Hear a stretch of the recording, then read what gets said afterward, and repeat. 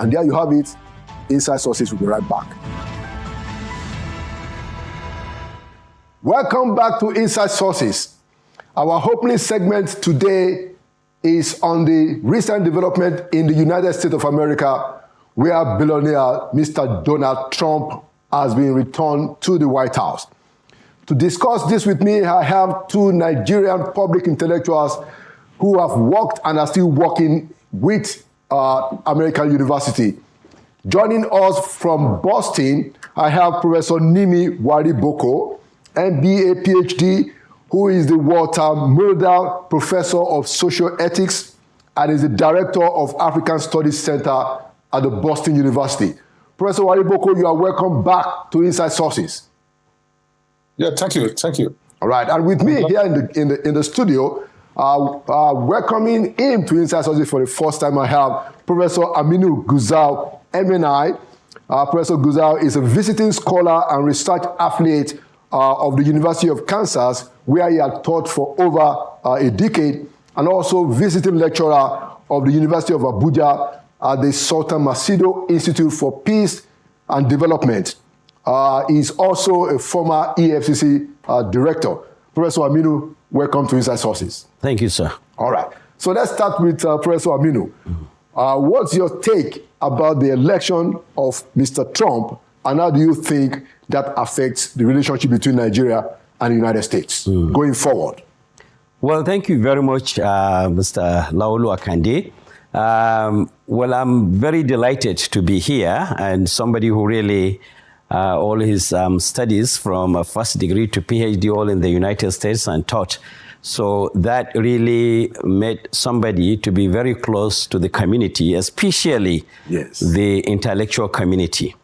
Now, nobody will ever expect that a convicted fellow, somebody who has been impeached 2 or 3 times by the House of Representatives, now will return back to become a president of the United States. But we woke up one day, because anybody who is saying Trump is coming back and confirm he is coming back, people will really look at him as, you don't know what you are doing.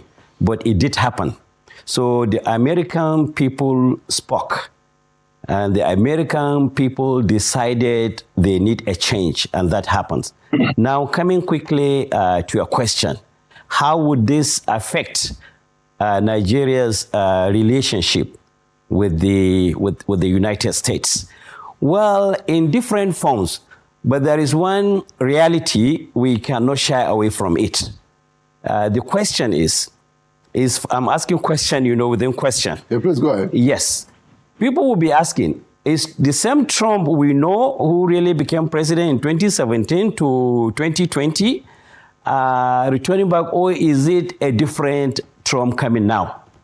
Now, after, I think it was yesterday when he made a speech, he was for the first time talking about unity, uniting the country, talking about global issues that he's willing, to handle it.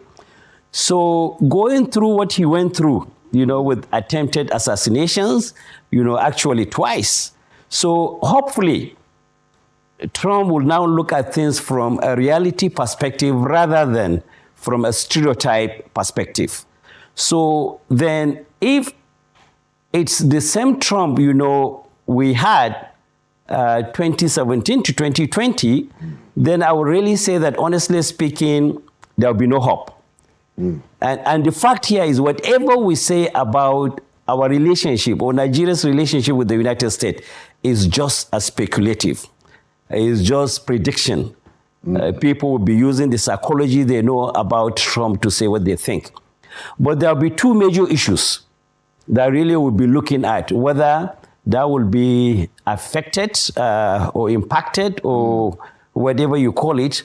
One, honestly speaking, it will be the issue of investment, or in terms of trade, or relationship in terms of trade. If Trump continue with his rhetorics of America first, isolation, protection, then honestly speaking, there'll be a problem. Okay, all right. I mean, good opening comments. Yeah. I'm going to go back to you. Okay. Let's take it to Professor Nimi Wariboko. Professor Wariboko, what's your initial take? How do you think the future of the relationship between Nigeria and the United States is going to be charted with the return of Mr. Trump to the White House? Yes, so I would like to take it. First of all, thank you for inviting me, Mr. Lalu Akande. I really appreciate your program and what you are doing. But I would like to take it on three levels. So what I would say: the good, the bad, and the ugly. So the good is that Nigeria has a chance to recalibrate its relationship with the U.S. government, with the nation. So they can do things, and Donald Trump, President Trump, is a very transactional person. So maybe with working with Nigeria, they can iron out things that may be of benefit to Nigeria. So that is a good prospect that is there. But the bad prospect is that Donald Trump cares about countries with economic strength and military strength. And these are things that Nigeria does not have. So we may not feature much in this calculation. We may want him, but the question is, does he want us? So we may not really feature that much. And then on the being the ugly side, we know from his past statements and his past behavior, the man coming into office has little regard for the dignity of the black man or woman. So that is an aspect that we need to be very careful. His past antecedents, his antecedents tell us that this is a man that is likely going to promote white supremacy or even another form, America first in everything. And that might not always augur well for Nigeria or for Africa. Okay, thank you, Prof. Professor Guzo. Yes. Just to follow up on what Professor Wariboko has said. Now, do you think that the leadership that Mr. Trump is bringing to the White House, do you think it will inspire, a global regard for America? And do you think it will inspire global regard from Africans, including Nigerians? Including Nigeria. Well, for the things that we know that America normally represents. That's right. When we look at, let me just add this from what Prof, did mention. Like I said much earlier, Trump, during his tenure, he has, there are areas where really he should concern Nigeria in terms of Nigeria's bilateral relationship with the United States. For example, he has really allowed or approved the sales of fighter jets, military hardwares to Nigeria to fight, Boko Haram, for example, and all sort of insecurity. So to be very honest, I'm far beyond that. And honestly speaking, I think, if I'm correct, the first person, Trump, after he won in 2017, to call, to talk to on the phone was Muhammadu Buhari, who was the president of Nigeria. And I still think that he was the first person he invited to visit the White House. Though some people were saying, Trump can make some statement that life lays something, he was cracking his own joke and stuff like that. Right. But the point, he did show interest. Now, what Prof was saying, Trump now, honestly, that time, that was then, this is now. And now the whole globe is going through chaos. Chaos, in Russia and Ukraine, more chaos, in the Middle East. and he has to look, and he made some promises that he's going to, in one day, he would take care of.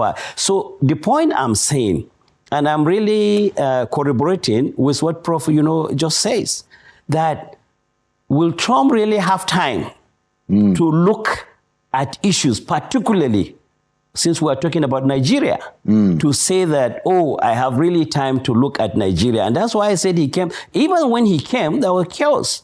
But the chaos of today is far, some people were even thinking the Third World War, is about to start. So he has to be a great leader. As Nigeria, America, very huge, very big, a quarter of economy in the entire world. That's, if you look at it, that's an American economy. Okay. Just only a quarter. So it's a powerful nation. If it turns it back away from you, honestly speaking, you feel it. So now I think Trump, we are hoping, and that's what I said. Nobody can say that specifically this is what Trump will really do. And honestly speaking, it's important to share this. One of the things he says, after winning the election was that look at Wisconsin, for example. Right. The blacks, African Americans, 21% voted for Trump. This is unprecedented. And for the first, he was thanking the African Americans. That's number one. When I say African Americans, there are a lot of African Americans who are Nigerians. Nigerians, Americans, exactly. And then at that time, he also thanks, the Arab Americans and what have you. But we are more concerned with the Nigerians here. Now, one vital issue that I need to mention is on this issue of immigration. Okay. Now, how it will affect Nigeria. If Trump decided to do what he did, part of what he did last time and during his tenure, of getting people deportation, massive deportation, of course it will affect the economy of Nigeria, because the remittances by Nigerians to Nigeria definitely will drastically go down. Okay.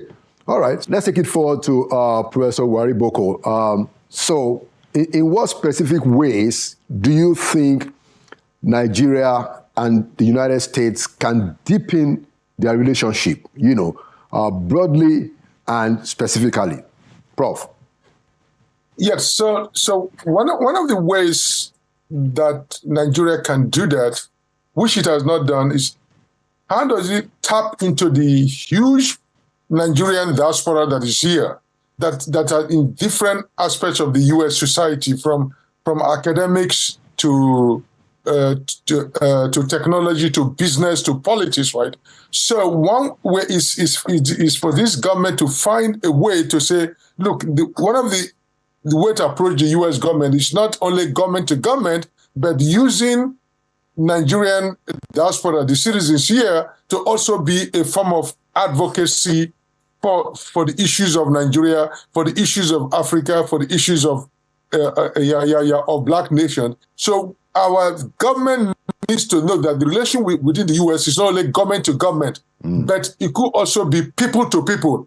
So if we have a critical voting mass, if you have a very successful group like Nigerians, how do we tap into them? How do we ensure that they feel connected to the country? And I was so glad that the children says, please teach us our language. So we are teaching Igbo, we are teaching other things, and I've put Yoruba on the line, and I'm trying to raise the fund to make sure that it's happened. And once it takes off, the assurance is that the Federal Department of Education will now take it off from there. I've already talked to them. So these are the kind of relationship that we want to build with the U.S. government from many different angles, not just foreign department to foreign department, a Minister of External Affairs, but we need to broaden the way we think about relationship with the United States. Thank you. Very, very, very interesting one. Let's bring it to Prof here. So in the area of, just to take it off from where Professor Wariboko said, we have a lot of young people in our population. We have, it's called a youth bulge. How can we use our relationship with the United States, to help our young people? Now that we have a president, according to Professor Wariboko, who is interested in transactions. Well, honestly speaking, yes, you see, I have to be very honest. I know transactional to create relationship But then again, the world is mostly going transformational. Every movement you make in life, organizationally or otherwise, is transformational or ought to be transformational. That's how we bring about changes. Not transactional. Not transactional. Well, transactional sometimes encourage status quo. But we're going beyond status quo the way we are right now. And honestly speaking, let me quickly also move back, on Trump. Strong leadership, not only on the aspect of the Trump. When I say Trump is looking at the Trump I'm seeing now, it seems as there is an emergence of emotional intelligence in him from the speech he made, after election. So let's wait and see. But the point I'm coming now to answer your question, honestly, I agree with what Prof have said, our young people. History, many a times, we make reference to history. If you look at the young people, look at what the government is doing now, trying to bring, and I'm praying that will work, bringing young people. That is what is used to be called a New Deal by President Roosevelt. So the point I'm saying, let's use this opportunity. For example, what this government is saying, let's not take things for granted. Get people who really can be able to make it happen. That's the only way we can create jobs within.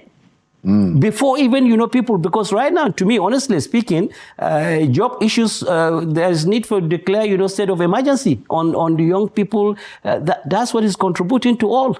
So I think we have the foundation is created. So looking at back what make America what it is today, young people, honestly speaking, we must recognize that. And finally, on this question, we need to get strong leaders in terms of, diplomacy.